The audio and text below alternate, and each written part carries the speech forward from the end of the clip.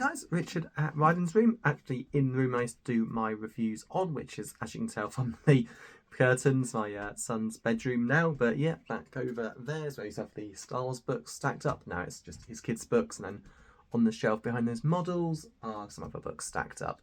But I thought we'll just finish the book. Why not? It's extremely bright outside, and it is a bit of a throwback to past with the light from the light, which I've just not bothered dimming, as why not? So yeah, this is the final Star Wars view for my recent batch. So it's Han Solo 3, Rebel Dawn, and I've got to say they saved the best for last. Likewise myself, when I started the EU in 2021, which I'm actually nearly done with, I really can't believe I saved this for last. I was focusing first on the ones that led to the New Jedi Order, and then each series after, like Legacy, Fate, the one-offs, Clone Wars era books like Republic Commando, the Dark Lord trilogy, etc. And yeah, there was the Han and Lando Adventures, and there was this, which I know I'd get to one day.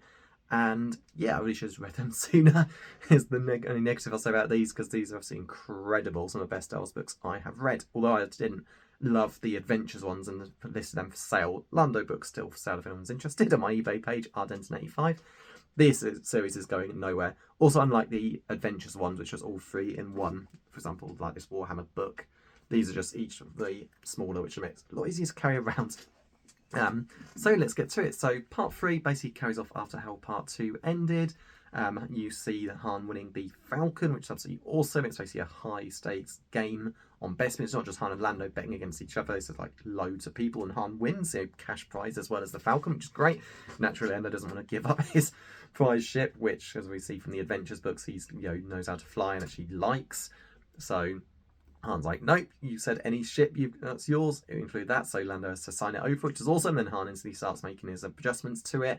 And then you can get these interludes, which focus on Lando, Jabba, Bria, who comes back. And that's actually why Han is off on his Han Solo adventures, Brian Daley's story, which is pretty cool, because the last one of these reference Lando's adventures, like all the money about the gems he made. And yeah, you see, well, you don't see it, but while Han is away is during his adventures in the other trilogy, which is just really cool to see. So I do love that AC Crispin, knew about these books, whether she read them or just was told what's going on, but she made sure they fit into this, which is absolutely brilliant. So it's good to see love from other authors for authors' love for other ones, for the stories they do. And yeah, even though this is by far the superior trilogy, the Adventures, it's nice that they're referenced and not really just ignored, which is pretty cool. So yeah, the main plot of this is Han's working for Jabba, smuggling in his Falcon, everything's going well. And then he makes contact with Bria again. She basically asks him to work for her, doing a big mission to basically shut down the slave mine on Ysilia completely. Again, as I always say, spoilers, so I'm not going to hold back on what happens here. Han does it. He gets loads of smugglers together to help, Lando, a bunch of other ones, and it's just really cool. So I knew Bria and Han had to break up, and that's why she came back for this one. I thought it was done before, but no, they fully break up once and for all, because she just completely uses Han. She discovers the Empire building something really big, and the Rebel Alliance will therefore need all the money they can get for bribes, employing more people, etc. And yeah, we all know that's the Death Star. And basically, she just completely cheats Han and all the smugglers out of everything. The plan was massive payout from all the money, the valuable license, etc. Not to mention like all the spice on the planet. And she says that Han and the smugglers can have none. She basically begs Han to join the rebellion, because at least he'll have a low-ish wage working for them, but they'll be together. Han just snaps, can't believe how cruel she's been. Yeah, the rebellion need the money, obviously, but they need to do what they need to do because of Han and his smuggler friends. And yeah, she completely cheats him out of everything. So yeah, Han, that's it. It's over. No chance them having a relationship after this. And it basically ends with Han off smuggling for Jabba again. And of course, didn't expect it to happen in this book, but we see why Han lost the spice shipment, which of course he's got to pay Jabba back for in episode 4. And that actually happens on here. It's like he suspects the Imperials knew where it'd be. He manages to, abandon it, comes back, and they're waiting for him again. So he's basically forced to work out how he's going to pay Jabba back while avoiding him. There's no bounty on him. Greedo's just there to keep him on his toes, as Boba Fett tells him. And it basically ends with Han about to make his, make himself rich, or rather to get all excessive amounts of money to pay Jabba back, because he, meets meets an old man and a young kid in Tatooine, Mos Eisley. So never expected this to tie right into the opening of A New Hope. So that was really, really cool to happen. It's the epilogue. No, the epilogue is there we are. My mistake. Yeah. Let's have a quick look. There we go. Han paused for a moment to check out Gallimans as Chewbacca ushered their prospective customers over to the corner table. Good, no sign of Greedo. Then he started across the crowded cantina where Chewie, the old man, and the boy sat waiting. The beginning. So it's just so cool that we get that. And of course, Han is, very... How it ends with Bria. It's obviously off with any sort of permanent relationship with women. And of course, he hasn't got a good view of the rebellion after how Bria cheats him out of all of his earnings. So... yeah, it's obviously when he's felt relationship with Leia, he's not got no real love for the rebellion whatsoever, but Han's got a conscience and it makes him do the right thing in the end. And yeah, we see why Han would feel that way. So that's basically it. There's loads of other good stuff that happens in the book. Jabba's war against his the other Hutts, including quite brutally Jabba off page, thank God, murdering his cousin, his aunt's child, after she dies. So you got more stuff with Prince Shizor and Black Sun trying to take control of one of Jabba's enemies. You've got the scenes with Lando. You've got Boba Fett there.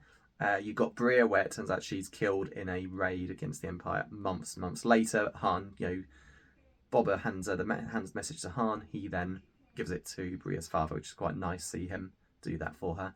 So yeah, that's it. There's obviously loads of other things as well. Those are like the main points. I really, really recommend this. It just ties in perfectly to episode 4. And of course, like if you're like me, where you thought the solo film wasn't really terrible or anything, it's certainly Disney trilogy level of bad, but it's just unnecessary. Trying to do the origins of everything that happened, like the Kessel Run, etc. But you think this is an average standalone film, I think it's pronounced Queer, the one Kira, the one Emilia Clarke plays. Thought she's a not a great character. Nope, Bria is by far the better one. How Han meets Chewie, etc. It's like the solo film has all the key elements, but that you'd see in this trilogy. But this trilogy does far, far better. So again, why did they not adapt the Han Solo trilogy? I'll never know. That would have been a great story. But yeah, so that's it. So I'm nearly done with the EU. I've got a couple of Clone Wars books. Ones I won't going to bother with, but chance I was running low on the Star Wars books about rereading like the Darth Bane trilogy or something, which is a future plan. And I thought, yeah, let's finally track them down, see if they're as average as people say. So yeah, the Cestus Deception, the one with Kit Fisto on the cover, and Jedi Trial, the one with Anakin on the cover. Those are my next ones. And then a couple of Disney era ones. So I picked up that Heir to the Jedi, which was written to basically be one of the final EU books, but got shifted into the Disney canon, alongside Razor's Edge and Honor Among Thieves. I think that's the answer one. Basically, each of the big three had their own EU book, and Luke's, as it was being written last, got shifted to the Disney canon. So I don't know what EU events it references, or was they had to cut.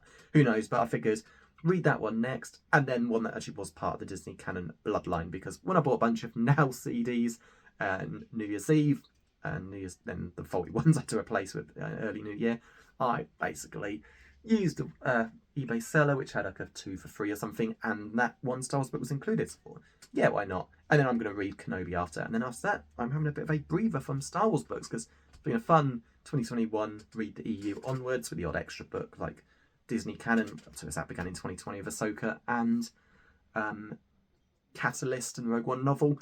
But as I've been doing Star Wars, Warhammer and something else, I've bought all the James Patterson ones I haven't read for years. So the plan is basically going to go Warhammer, for example, Grey Knight's Omnibus, which I've completed, and I will start some reviews on these books soon. Then James Patterson book, and then there's always some other book that shows up. So yeah, after my final Star Wars ones, I'm going to eventually return to it. I've always managed to pick up the book Brotherhood. I'm meaning to pick up the Darth Bane, read the Darth Bane trilogy again for a second read, much like I read the Heir to the Empire trilogy and Darth Plagueis a couple of years ago. So yeah, I can't burn through my Warhammer collection, which is massive. The James Patterson ones, Stephen King books when I got them eventually, such as the Dark Tower ones, while still reading Star Wars books. So yeah, Warhammer will shift up to book 1. So it'll basically go Warhammer, James Patterson, and then usually something else like the Witcher books, which I've still got loads to. various kids' books you get from the library. I'm sure David Walliams will have a new one soon. So yeah, I'm going to have a good breather from Star Wars. Maybe like 2027, maybe, or not till 28. But yeah, I need a good rest from the Star Wars books. It's been absolutely great, but I'm never going to get through all my 40k books. Well, I've got like a Star Wars one first. Not to mention it's like changing my job roles, no longer giving me the time I used to have to get through them super fast. So yeah, Han Solo one's absolutely worthy. Books comes to the end. So yeah, next up is Cester Deception, Jedi Trial, Heir to the Jedi, Bloodline, and then Kenobi, because read that in 2021, and for certain things, let's just say based on the legacy comic that I had no idea would matter when I first read the Kenobi book, so that'd be fun for a reread. And hey, anything that makes up for the awful Obi-Wan TV show, much like this as a better alternative to the solo film, Kenobi is a far better alternative to the TV show, which is just terrible.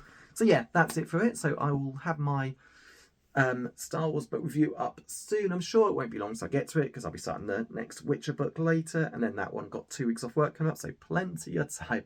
But yeah, hope you enjoyed the vid, and I will see you next time. Again, Han Solo 3, Rebel Dawn, buy it. Buy this trilogy. It's not that hard to find. I mean, mine's got the Legend strip, which sucks, but you can always get it brand new on eBay, and I was determined to keep it in perfect condition. No huge, horrible dents from like yanking the book open too hard. So yeah, highly recommend this to anyone who wants, more about Han Solo. She knows how to write Han really well. She gets him, and I mean, name A.C. Crispin, I assumed as male. She was a male author because it's a book about Han, but no, it's a she. You mentioned the book. She died several years ago, which is a shame, but yeah, great author. I imagine her other books would be great, but as far as I know, this is it for Star Wars. So yeah, that is it. So till next time, and have fun.